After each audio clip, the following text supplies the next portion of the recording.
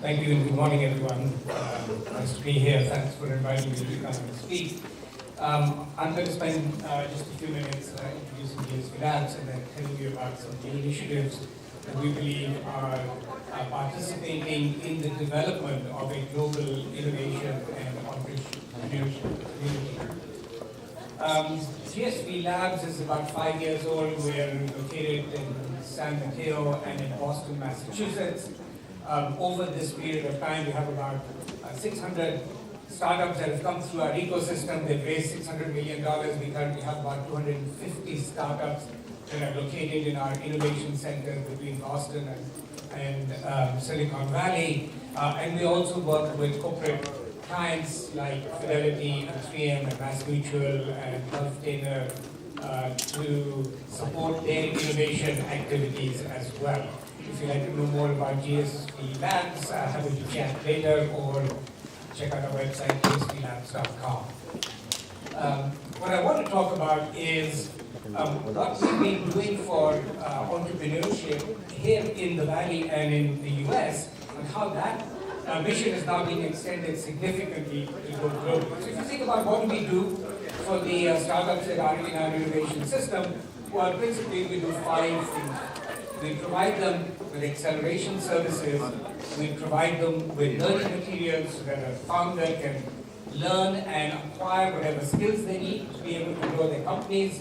We provide them with a co-working community of like-minded entrepreneurs who are tackling the same kinds of problems. So it's an ecosystem that and a network that they can get familiar with and can be supported. We provide them with mentorship.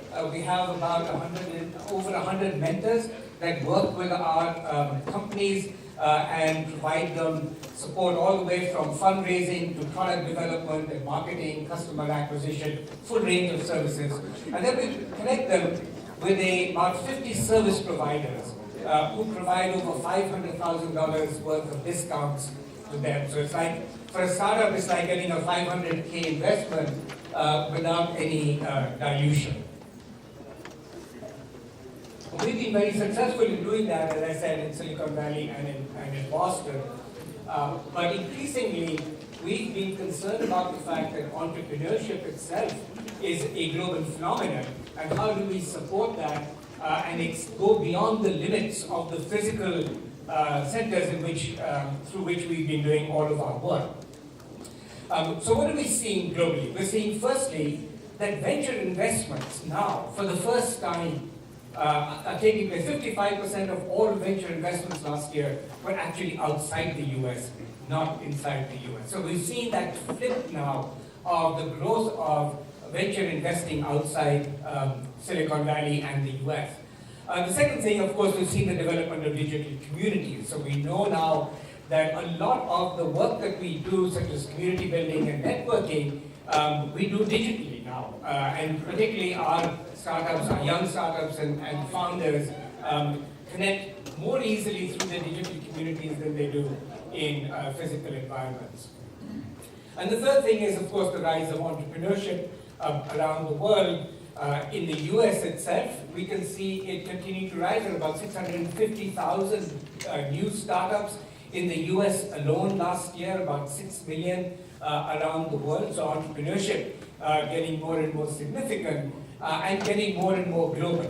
So as we look at what people want to do, nearly half the young people in the world that we've been monitoring have expressed an interest to start an entrepreneurial activity. But there are significant challenges. As we leave the confines of Silicon Valley and the terrific support system that's been built for startups and entrepreneurs here, and we begin to go outside, there are significant challenges that these entrepreneurs face. The lack of tools, lack of a community, fragmented resources. How do you connect to investors? How do you get mentors? How do you understand product development? We had earlier presentation, design thinking. How do you get design thinking skills as well? So the resources required for these companies outside of the Silicon Valley ecosystem to succeed is very significant. So what we've been doing then is to build a platform, a global digital platform that will allow us to do for entrepreneurs around the world what we've been doing for our startups here in Silicon Valley, in Boston, for the last 5 or 6 years. We call it innovation as a service. We have right now about GSV Passport, which was launched in January 25, is our first digital platform, first of 3 platforms that I'll talk about. And this platform really is catered to the startup community. Think about this as online incubation. And in this, as I said, we launched in January 25th. I'll show you some of the statistics and traction that we've been able to achieve as well. So the principal services provided on the platform: community networking, mentorship, accelerated capital development, connection with entrepreneurs, and then learning services and resources, including access to our service providers and to our mentor resources as well. Startups come to the platform, they sign up, they can connect with you through Slack. They get access to our VC community of over 450 investors around the world, including 200 VC firms, CVCs, and angel investors as well. They get access to our mentor facilitation platform. It all takes place online. We actually have made it so easy for mentors to find companies and vice versa, that they don't actually need to now have to physically meet each other for mentorship sessions. And then we've got about several courses and learning resources for our startup community, and then a preferred service provider marketplace.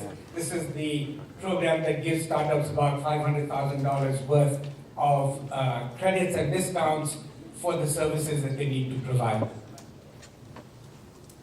And this discount package now is available to startups around the world. So if you're a startup in India or in China, you get access to the same resources that the startups here in Silicon Valley would get. As I said, we've been live about 90 days, over 40,000 unique new visitors on the platform since we launched, over 3,150 accounts created. Just think about this, we've been in existence for 6 years, and we've touched 600 companies in over 6 years' time. And in the 3 months, the 90 days that we've been live, we've got over 3,000 accounts created. So the ability to now continually scale our services and our impact is something that is quite astonishing.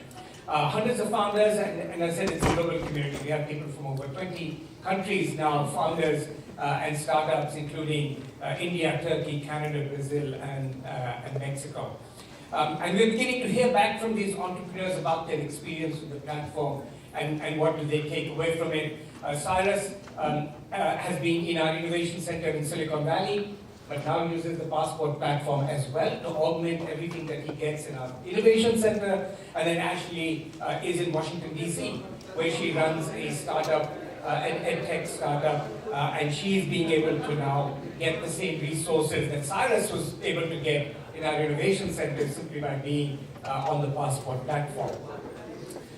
The other development for us is Passport for Organizations. So when we launched 90 days ago, and we have people in our universities, development organizations coming out of the woodwork saying to us, we want that platform to support our own entrepreneurship community. Can you provide us a private instance of Passport, and can that private instance be linked to your global platform as well? We have, I think, over 20 live proposals that we're discussing, one about to sign, and again, we've only been live 90 days for this. Our vision for the end of the year, as we continue to sort of grow, is to go from about 2,500 active members to 10,000 active members, and over 1,000 startups around the world by the end of the year. Innovation remains the biggest challenge, and so it's critical that we continue to support these entrepreneurs no matter where they are. I won't go through these slides, but I'll just tell you what the timeline of this is. So because we know there's a global innovation challenge for companies, right?